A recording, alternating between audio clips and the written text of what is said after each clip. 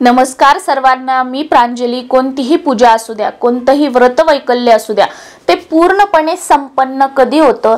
ज्यावेळेस दुसऱ्या दिवशी त्या पूजेची, त्या व्रताची आपण व्यवस्थितपणे विधिवत उत्तर पूजा करतो.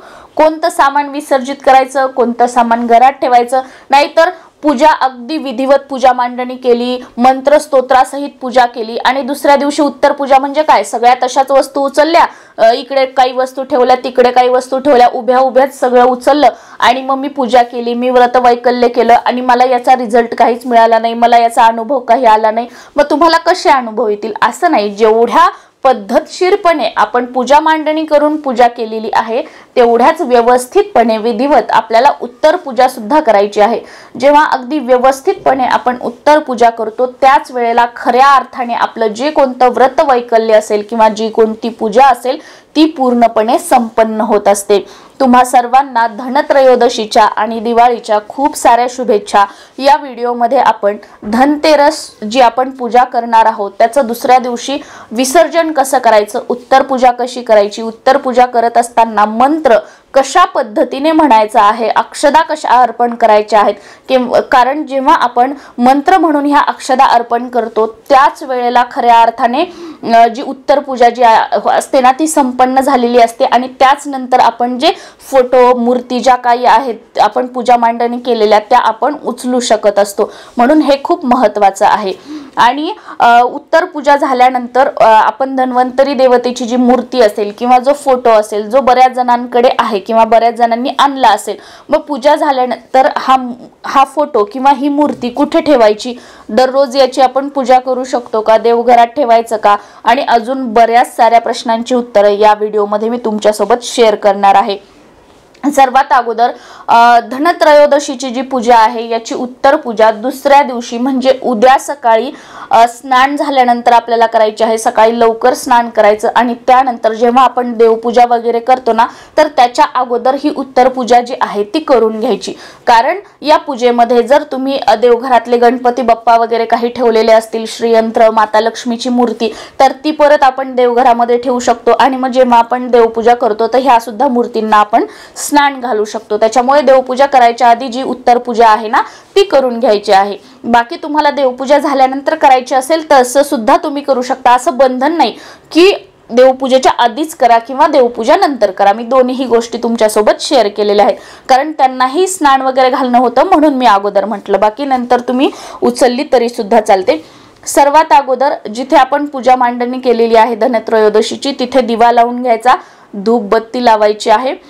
त्यानंतर जी पूजा मांडणी आहे त्यावर हळद कुंकू अर्पण करायचं आहे, आपल्या सुद्धा कपाळाला लावायचं आहे आणि काहीतरी गोडाचा नैवेद्य दाखवायचा आहे. साखरेचा दाखवा, खडी साखरेचा दाखवा, दूध साखरेचा दाखवा, नाही तर फळाचा दाखवा, काहीतरी नैवेद्य अर्पण करायचा आणि त्यानंतर हात जोडून प्रार्थना करायची आहे. आणि हो, ह्या सगळ्या गोष्टी उभ्या उभ्या नाही तर खालीच बसून असं करायचं नाही.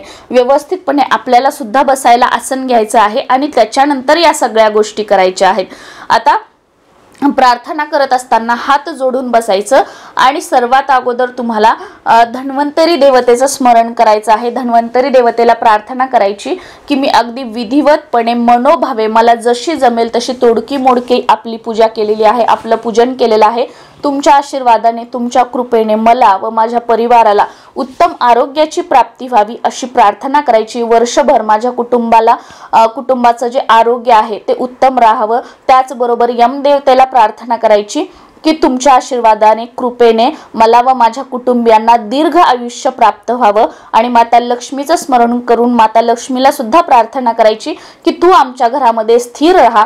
तुमचा व्यवसाय असेल तर व्यवसाय चांगला चालू दे. तुमच्या घरामध्ये नोकरी करणारी मंडळी असतील तर नोकरीमध्ये प्रत्येकाची प्रगती होऊ दे. घरामध्ये धनधान्यात बरकत राहू दे. तू आमच्या घरामध्ये कायम भगवान विष्णूंसोबत स्थिर वास्तव्य कर. हे घर तुझंच आहे आणि आमची उत्तर प्रगती होऊ दे. या पद्धतीने मी म्हणजे माझ्या याने तुम्हाला सांगितलं. तुम्हाला तुमच्या याने जे काही बोलायचं असेल ते तुम्ही बोलू शकता. ही झाली आपली प्रार्थना. आता यानंतर आणि याच बरोबर ह्या कालची पूजा करत असताना जर काही चूक भूल झाली असेल तर त्याबद्दल आम्हाला क्षमा करा. त्या चुका पुन्हा होऊ नये असा आशीर्वाद आम्हाला द्या, अशी सद्बुद्धी मला द्या प्रार्थना करायची करायची, म्हणजे त्या चुका मी पुन्हा पुन्हा करणार नाही आणि जी काही सेवा केली आहे ती मनोभावे केलेली आहे याचा सर्व देवी देवतांनी स्वीकार करावा असं सुद्धा म्हणायचं आहे।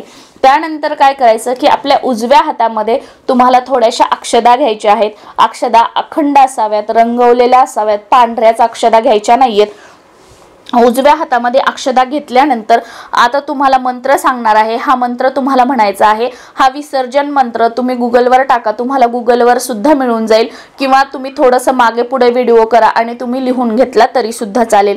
तर मंत्र या पद्धतीने आहे, ओम यान्तु देवगणाः सर्वे पूजा मादाय मामकिम इष्टकाम समृद्ध्यर्थम पुनरअपि पुनरागमनाय च। परत एक वेळा सांगते, ओम यान्तु देवगणाः सर्वे पूजामादाय मामकिम इष्टकाम समृद्ध्यर्थम पुनरअपि पुनरागमनाय च। तर हा मंत्र म्हणायचा आणि यानंतर या ज्या अक्षदा आहेत त्या आपल्याला त्या पूजेवर अर्पण करायच्या आहेत। आता आपली उत्तर पूजा जी आहे ती संपन्न झाली। यानंतर मग आपण काय करू शकतो की ज्या काही मूर्ती आहेत, फोटो आहेत, ती सगळी उचलून त्याच्या जागेवर ठेवू शकतो। आता प्रश्न असा आहे की धन्वंतरी देवतेचा फोटो आहे किंवा मूर्ती आहे, मग हे कुठे ठेवायचं?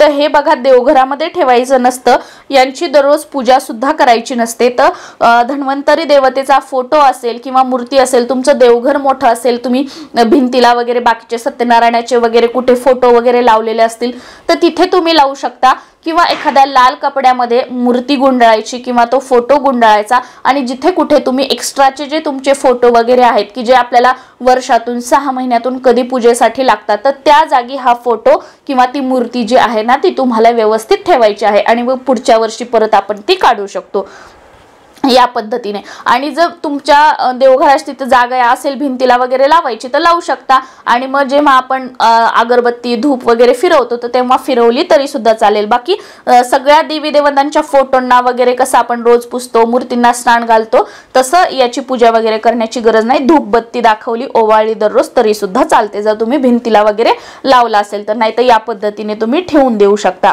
आता या पूजेमध्ये जे आपण धान्य वापरलेलं आहे, सप्तधान्य किंवा पंचधान्य, 5 प्रकारच्या धान्याची पूजा केलेली आहे। तर हे जे सगळं धान्य आहे ना, जे आपलं साठवणीतलं जे आहे सगळ्या अख्खं जे डाळी डुळी सगळे जे आहेत, गहू वगैरे, तर त्याच्यामध्ये जे ते धान्य जे आहे ते टाकून द्यायचं आहे।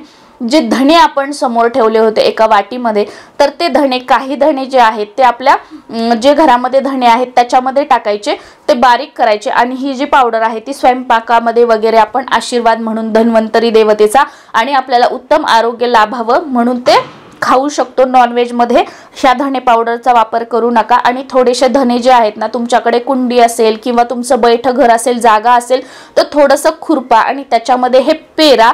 असं म्हटलं जातं धनत्रयोदशीच्या दिवशी जे आपण धण्याचा नैवेद्य दाखवलेला आहे ते आपण पेरतो आणि ते व्यवस्थित जेव्हा उगवतात तर तसं उत्तम आरोग्य जे आहे ते आपल्या कुटुंबाला मिळतं आणि आपली आर्थिक प्रगती जी आहे ती तशी उत्तर होत जाते असं म्हटलं जातं आणि दीर्घायुष्य सुद्धा लाभतं। तर तुमच्याकडे असं करण्याची पद्धत आहे तर असं सुद्धा करू शकता आणि ते धणे जेव्हा उगवतील त्याला कोथिंबीर येईल तर ती आपण घरामध्ये खाण्यासाठी वापरायची आहे। जो यमाचा दिवा आपण लावलेला आहे तो तुमच्या घराच्या आजूबाजूला कुठे एखादं मोठं झाड असेल किंवा तुमचं शेत असेल किंवा आजूबाजूला कुठे मोकळी जागा असेल, थोडं जमिनीमध्ये हे करून दाबून द्यायचं आहे। डस्टबिन मध्ये वगैरे हा जो दिवा आहे तो टाकायचा नाहीये। तुम्हाला जमिनीमध्ये दाबून वगैरे देणं होत नसेल तर एखाद्या झाडाखाली वगैरे तुम्ही ठेवून देऊ शकता। आणि तुम्ही मातीच्या जरी पणतीमध्ये यमदीप लावलेला असेल तर ती पणती सुद्धा सेम याच पद्धतीने विसर्जित करायची आहे। तो दिवा कणकेचा असू द्या किंवा मातीचा, तो परत घरामध्ये आपल्याला आणायचा नाहीये, त्याच्या वातीसहित तो विसर्जित करायचा आहे। आणि जे 13 दिवे आपण लावले होते, तुम्ही कणकेचे लावले असतील तर ते सुद्धा विसर्जित करायचे आहेत, मातीचे लावले असतील तर तुम्हाला विसर्जित करायचे असतील तर तुम्ही विसर्जित करू शकता, नाही तर ते धुवून तुम्ही व्यवस्थित ठेवले आणि परत वापरले तरी सुद्धा चालतं, काहीही हरकत नाही। आणि धान्य तर सगळं जिथल्या तिथे ठेवायचं आहे। बाकी फोटो मूर्ती सगळ्या देवघरामध्ये जे गणपती वगैरे घेतलेला आहे ते देवघरात ठेवायचं, त्यांचं पूजन करायचं। धन्वंतरी देवतेच्या फोटोचं तर तुमच्यासोबत शेअर केलेलंच आहे, तर या पद्धतीने या गोष्टी करायच्या। आणि जे देवपूजेचं पाणी वगैरे असेल तर ते तुळस सोडून घरातील इतर झाडांना टाकायचं आहे, तुळशीला टाकायचं नाही। ही चूक आपण बऱ्याच वेळेला करतो, तर ही चूक जी आहे ती आवर्जून टाळा। आणि जो कपडा वगैरे आहे तो सुद्धा व्यवस्थित ठेवायचा, पुढची जी कोणती पूजा वगैरे असेल त्यासाठी आपण तो वापरू शकतो. नमस्कार.